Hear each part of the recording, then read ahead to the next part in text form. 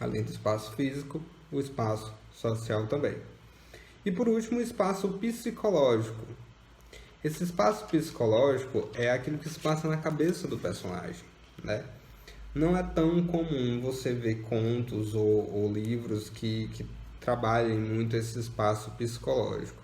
A gente vai ter uma autora brasileira bastante conhecida e que se utiliza muito desse recurso, desse psicológico, dessa escrita introspectiva, que é a Clarice Lispector, e que ela tem contos publicados, inclusive são maravilhosos, e, e ela se utiliza muito desse espaço psicológico, tá? É aquilo que acontece dentro da cabeça do personagem. Às vezes ela pode utilizar os três tipos de espaço. Ela pode utilizar, ela pode falar sobre o espaço físico, o espaço psicológico e o espaço social do personagem, ok? Para a gente finalizar a nossa aula, eu separei aqui para vocês alguns livros que eu quero mostrar para vocês.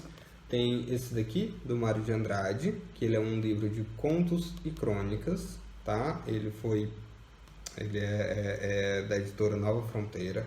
É um livro muito, muito bonito. Ele não é grande e ele faz parte de uma coleção. É Mário de Andrade, Caio Fernando Abreu, que eu trouxe aqui também para vocês verem, que também são contos e crônicas. Lembrando que crônica é um outro gênero textual, tá? Que ele vai diferenciar um pouco dos contos, principalmente no tamanho. E ele também tem Rubem Fonseca. Essa coleção aqui é uma coleção muito boa, ela não é cara, geralmente ela é uns R$30 na internet. Se vocês sentirem vontade de ler, eu recomendo. Outro livro que eu trouxe aqui foi esse aqui, o Calibre 22, do Rubem Fonseca, que eu li esse ano já. Ele também é um escritor brasileiro que infelizmente morreu esse ano, né? Ele morreu em março de 2020, não foi em decorrência do corona, graças a Deus, mas foi mesmo de velhice. Ele já era um escritor de idade bastante avançada, mas os livros dele são uns livros muito bons. E esse livro aqui, inclusive, é um livro de contos, né? Como quis trazer para vocês. E tem alguns contos que são muito pequenos, sabe? Tem contos aqui que são 2 páginas, 3 páginas. É um livro muito bom, de muito conhecimento. O Rubem Fonseca ele traz um conhecimento muito vasto sobre diversos temas, diversos assuntos. É um livro bastante interessante. Outro livro que eu trouxe aqui para vocês é do Edgar Allan Poe, que é um autor muito conhecido pelos seus contos, né? Esse livro aqui em questão, ele traz o conto O Corvo, que é um conto bastante famoso dele, e outros contos, tá? Esse aqui também faz parte de uma coleção, são 3 livros, 3 livros com contos, tá? Ele é muito conhecido, o Edgar Allan Poe é uma literatura de terror, tá? O gênero dele é o terror, e os contos dele são muito bons. Inclusive tem um que eu li que não faz parte desse livro, faz parte de outro livro, que chama A Morte Escarlate, se eu não me engano, e é um conto que realmente dá muito medo.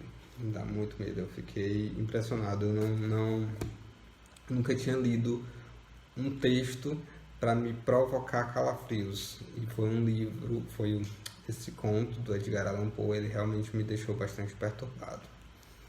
Realmente é um escritor muito bom naquilo que faz. Eu trouxe aqui também esse livro de outro brasileiro, lembrando que Edgar Allan Poe não é brasileiro, tá? É o único até agora que não é brasileiro.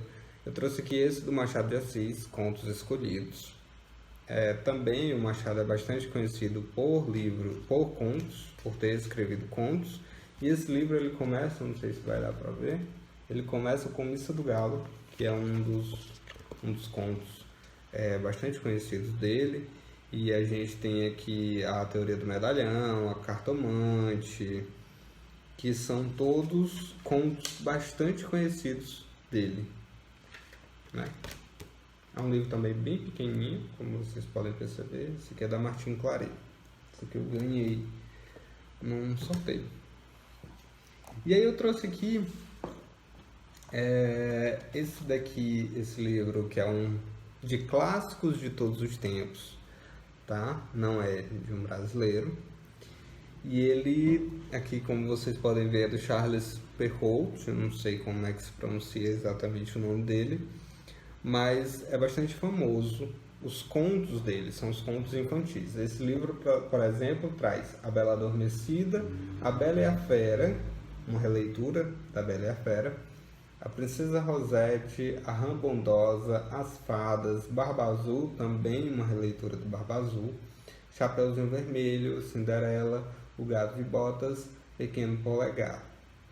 Então a gente tem aqui vários contos, né? Um livro também pequeno, ó, como vocês podem perceber. Se a gente for levar em consideração o tamanho do conto, realmente um livro desse tamanho tem que ter essa quantidade, ele é até ilustrado, essa quantidade de contos, tá? E aí eu trouxe aqui também outros 3 livros que geralmente eles se enquadram como contos de fadas, mas eu quero destacar para vocês que eles não são contos, tá? Apesar de serem considerados contos de fada, eles não são contos. Por exemplo, o livro aqui do Pinóquio, escrito pelo Carlo Collodi, Peter Pan, do James Barrie, e Alice no País das Maravilhas, do Lewis Carroll. Esses 3 livros, eles não, apesar de serem bastante, apesar de eles serem bastante conhecidos como contos de fadas, eles não são contos de fadas, por causa do, eles não são contos, por causa do tamanho deles, tá? Eles, além de ter muitos personagens, além do que um conto geralmente tem, a extensão deles não permite que eles sejam considerados contos. Por isso que é interessante você saber diferenciar um gênero textual do outro. Eles são romances, mas popularmente são conhecidos como contos de fada. Não está errado você chamar eles de contos de fadas, tá bom? Desde que você tenha consciência de que um conto, o gênero textual conto, é um texto curto que tem geralmente 7.500 palavras, certo? Meus queridos, espero não ter falado muito, espero que a aula tenha ficado clara para vocês. Vou ficar disponível para tirar qualquer dúvida. Espero que eu tenha falado de forma clara e objetiva. E, inclusive, se vocês quiserem conversar comigo sobre livros ou indicação de livros, de contos, porque a gente também tem os contos da Clarice Lispector, que infelizmente eu não tenho nenhum livro de contos dela, tenho apenas outros, mas é uma autora também maravilhosa, que vale muito, muito a pena vocês conhecerem. Se vocês tiverem a oportunidade, é uma escritora fantástica. O Machado de Assis é outro autor também brasileiro, com bastante peso, bastante relevância. E se você não leu, ou se você não tem essa habitualidade de ler literatura nacional, eu sugiro alguns contos do Machado de Assis para você ver como é a escrita e tudo mais, tá? E não sendo Machado de Assis, não sendo literatura nacional, a gente tem também aí diversos outros autores internacionais que escrevem contos, ou que escreveram contos, como é o caso da Edgar Allan Poe, que são autores fantásticos. A gente tem um outro escritor brasileiro, que é o Rafael Montes. Ele também tem um livro de contos, porque eu não trouxe ele para cá, mas é um livro também bastante interessante, e ele é um escritor brasileiro e contemporâneo. Então, se você quiser uma leitura mais dinâmica, eu posso recomendar ele também, tá? Enfim, espero que tenham gostado da aula, espero que tenha sido bastante clara, e eu agradeço por todos vocês ficarem até aqui comigo. Até a próxima.